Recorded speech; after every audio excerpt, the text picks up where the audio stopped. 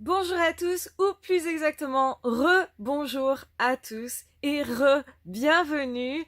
Donc tout à l'heure, nous avons fait un live en ce 25 septembre, ce jeudi.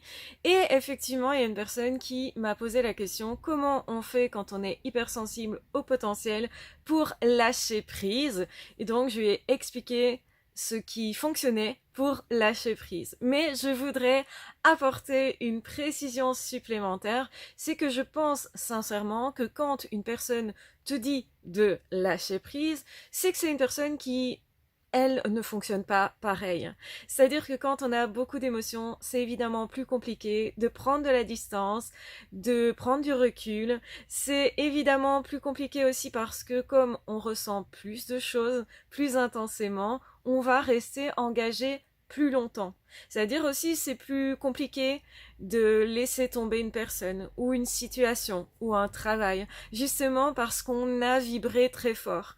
Et ça, c'est typique des hauts potentiels et des hypersensibles. C'est-à-dire qu'on nous demandera d'être plus neutre, de moins ressentir, mais en fait, c'est pas comme ça qu'est notre fonctionnement. Donc, faut bien comprendre que les personnes qui nous demandent de lâcher prise sont souvent des personnes qui ne fonctionnent pas pareil, ne sont pas au potentiel, ne sont pas hypersensibles. Donc merci à la personne qui a posé la question parce qu'elle est effectivement très intéressante. C'est un sujet qui nous concerne particulièrement et c'est vrai que je ne l'ai pas abordé en détail tout à l'heure parce que je répondais à beaucoup de questions plus ou moins en même temps, l'une à la suite de l'autre, mais vous avez compris, c'est difficile de consacrer beaucoup de temps à creuser tous les sujets que vous abordez. Et effectivement, du coup, c'est pourquoi je reprends ce sujet-là pour amener de la précision et surtout pour vous dire, c'est pas grave de ne pas lâcher prise. Vous pouvez être dans l'émotion. Et vous allez avoir une mémoire à plus long terme parce que vous avez été dans l'émotion. C'est-à-dire que la plupart des gens, même quand ils ne sont pas hypersensibles et au potentiel, ils vont quand même toujours avoir une meilleure mémoire sur les sujets qui les intéressent profondément, qui les passionnent profondément. Donc on retient mieux ce dans quoi on est impliqué, ce pour quoi on se passionne ou ce pour qui on se passionne. Et ça explique que nous, on se souvienne de choses beaucoup plus longtemps, donc de relations passées, de problèmes passés. Parfois, ça donne l'impression qu'on va ressasser plus les choses, qu'on va ruminer plus. Ça aussi, c'est un gros sujet. Pourquoi nous, particulièrement, on rumine plus en tant que hypersensible au potentiel? Eh bien, parce qu'on a toujours les émotions qui sont activées et que prendre du recul, eh bien, c'est pas une chose facile pour quelqu'un qui ressent très fort les émotions, très fort les situations, qui vit intensément aussi les expériences. Et c'est pour ça que tout ce qui est sentimental, tout ce qui est relationnel va généralement durer plus longtemps dans notre mémoire que chez la moyenne des personnes. Donc les personnes qui vont vous dire lâche prise, arrête de ruminer, ne pense plus au passé, comme si c'était facile, ces personnes nous disent ça, alors qu'en réalité, c'est un fonctionnement qui n'est pas le nôtre. C'est un fonctionnement des personnes dans la norme. Donc les personnes dans la norme essayent d'oublier très vite. Et on peut être dérouté que justement ils aient oublié tellement de choses. Quand nous on arrive avec notre mémoire, quand on compare tout ça, on se dit mais c'est pas possible, cette personne ne se souvient même pas de tout ce qu'on a fait ensemble, de tout ce qu'on a vécu ensemble, de ce moment génial qu'on a vécu adolescent ou enfant. Et effectivement c'est déroutant pour quelqu'un qui a toujours justement sa mémoire active. Et cette mémoire active, elle se réactive constamment avec une odeur, avec un bruit, avec un paysage, avec des souvenirs qui reviennent constamment. Et là n'est pas un problème. Le problème, ce serait de considérer que c'est un problème d'être très sensible ou d'être plus longtemps activé dans nos émotions. En réalité, prendre de la distance n'est pas toujours nécessaire. Et même quand vous allez essayer de combattre cette sensibilité et de vouloir à tout prix oublier certaines choses. passer à autre chose très vite, eh bien, vous allez vous combattre vous-même en tant qu'hypersensible. Je pense vraiment que ce conseil, qui pourtant à la base est plutôt bienveillant, de la part des personnes dans la norme, qui vont dire à quelqu'un de haut potentiel, d'hypersensible, arrête de te prendre la tête, arrête de ruminer, ou même arrête de déprimer, parce que pour eux, c'est une sorte de déprime que de ressasser certaines injustices, par exemple, pour lesquelles nous sommes toujours activés, justement particulièrement. Eh bien, en réalité, même si ce sont des conseils qui ne sont pas forcément faits avec de mauvaises intentions, souvent c'est l'inverse, eh bien, ce sont de mauvais conseils pour les hauts potentiels. Donc, restez activés dans vos émotions si pour vous ça a du sens. Si pour vous ça a du sens de continuer de creuser quelque chose. Parce que peut-être que nous, on n'a pas encore fait le deuil, on peut prendre plus de temps parce qu'on a besoin justement de creuser plus profondément. On a besoin de digérer plus profondément aussi nos émotions, ce qui a été vécu, parce que ce sont des expériences intenses, en fait. Et c'est ok d'avoir des expériences intenses. Et c'est ok, en fait, d'être hypersensible. Et c'est ok, justement, eh bien, de devoir réfléchir plus longtemps à quelque chose pour creuser plus loin. Parce qu'en fait, justement, on trouve du sens particulièrement quand on fait ça. Et pourtant, ça peut être critiqué. Donc non, prends de la distance, ne rumine pas, ne pense pas au passé, ne pense pas à cette chose-là, même si ça t'énerve, même si justement tu y vois de l'injustice, même si justement tu vois que cette personne usurpe quelque chose, tu devrais faire comme tout le monde, fermer les yeux. Eh ben non, on ne peut pas. C'est pas possible. Donc effectivement, eh ben on peut acquérir des techniques pour prendre de la distance. On peut acquérir des techniques pour oublier plus facilement, en fait pour passer à autre chose. Mais il ne s'agit pas réellement d'oublier, il s'agit plutôt de trouver d'autres façons de lire les choses, de regarder les choses, d'interroger justement son regard, d'interroger son ressenti en mode est-ce que d'autres personnes ne ressentiraient pas autre chose dans la même situation que moi? Ou même moi, est-ce que je pourrais lire ça différemment? Et du coup, en déduire d'autres choses qui permettent, qui me permettent à moi en tout cas d'avancer, d'être apaisée dans mes émotions. C'est-à-dire que plus on a d'émotions, moins c'est facile de les apaiser. Plus elles sont intenses, et plus c'est normal qu'elles durent plus longtemps.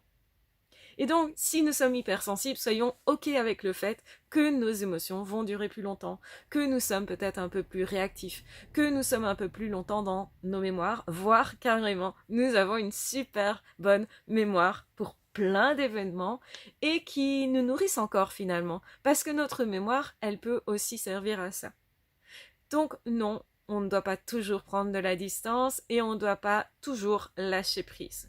C'est ok, justement, aussi, de continuer de penser à quelque chose qui s'est produit, parce que nous, on n'a pas encore creusé jusqu'au bout le fond du fond, parce que nous, on a besoin d'apprendre et de lire notre sens à nous, de lire nos vibrations à nous, pourquoi j'ai été là-dedans, pourquoi aussi longtemps, pourquoi je me suis laissé faire, qu'est-ce que ça dit de moi, qu'est-ce que ça dit de ce que je veux de moi, des autres, et quels sont mes besoins. Plus je me connais parce que je me suis étudié longtemps à travers un événement, une apparente rumination du coup, et plus en fait j'irai loin dans le sens trouvé, donc j'aurai une plus grande boussole qui vibre plus fort, et donc du coup je saurai mieux choisir mon chemin. Et ça, c'est plutôt un signe d'équilibre plutôt que de déséquilibre.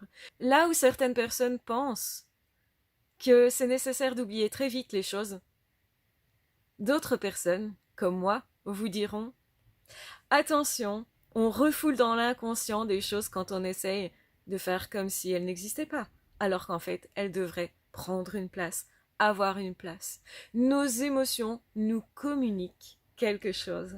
Nos émotions nous parlent. Et si on ouvre la porte à écouter nos émotions, eh bien, justement, ça permet de mieux se connaître et de s'apaiser plus. Donc oui, c'est super important que je reprécise tout ça. En tout cas, merci à toutes les personnes qui ont participé au live de tout à l'heure et qui se posent la question comment mettre les choses à distance. Est-ce que c'est normal, si je suis hypersensible, de ne pas y arriver forcément? Est-ce que c'est normal, si je suis hypersensible, de ne pas savoir comment lâcher prise? Et donc, l'erreur, ce serait de chercher comment je peux lâcher prise, justement, et de m'obliger à lâcher prise, et donc de m'obliger à fonctionner différemment de ce que je suis réellement. Donc, ça m'amènerait à me combattre moi-même intérieurement, et quelque part de faire de moi mon pire ennemi. Et ça donnerait comme résultat que l'hypersensibilité serait plutôt un fardeau qu'un cadeau. Donc là, je vous renvoie vers le live que j'ai fait hier. Donc voilà, j'espère que tout ce contenu vous aide et vous fait avancer, que maintenant vous voyez plus clair, que vous êtes plus zen avec votre fonctionnement et plus apte à vous accepter parce que c'est super important.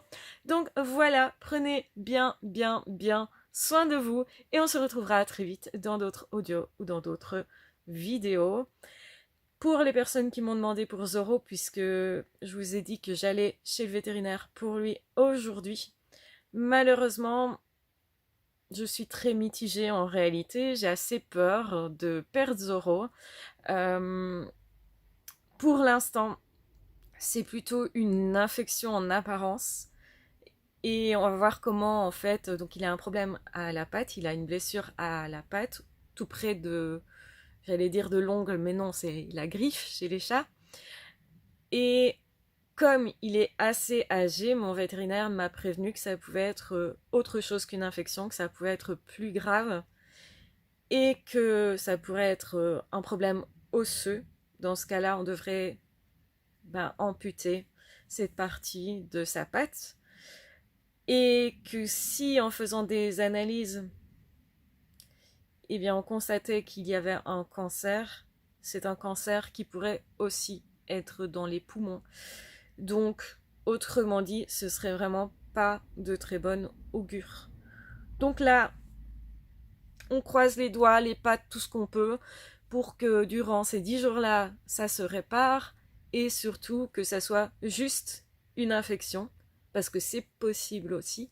Malheureusement, il m'a quand même dit que chez les chats plus âgés, ce genre de symptômes pouvait cacher quelque chose de plus grave. Et donc voilà, on va faire au jour le jour. J'ai pas traîné à le rejoindre du coup. Voilà, j'ai assez peur parce que vous savez, j'ai déjà perdu les loups cette année, donc voilà, j'ai pas envie de perdre Zoro aussi, c'est compliqué.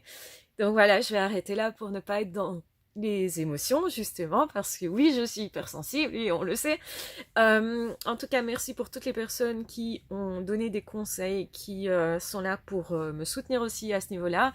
Et hier, on en parlait aussi, on me posait la question, est-ce que parfois tu as des problèmes?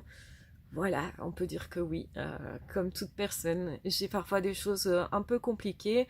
Donc pour l'instant, je retiens mon souffle à ce niveau-là et j'espère que j'aurai de bonnes nouvelles dans 10 jours parce que c'est en déant les 10 jours qu'on va vraiment constater ou pas qu'il y a quelque chose de positif, c'est-à-dire juste une infection ou quelque chose de moins positif et à ce moment-là, on va voir étape par étape jusqu'où ça va.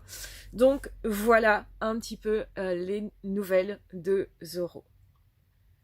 Donc il a été endormi, donc pour l'instant il est réveillé, etc. Mais comme tout chat qui a été endormi, il est flagada et donc c'est pour ça que je vais aller le rejoindre et le surveiller toute cette nuit également parce que je l'ai mis près de moi pour pouvoir jeter un œil le plus souvent possible.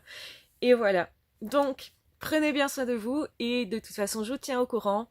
Donc on se retrouvera très vite pour d'autres lives, d'autres vidéos, d'autres contenus. Donc merci infiniment d'avoir été là et je vous embrasse bien fort. Ah, ciao, bye bye.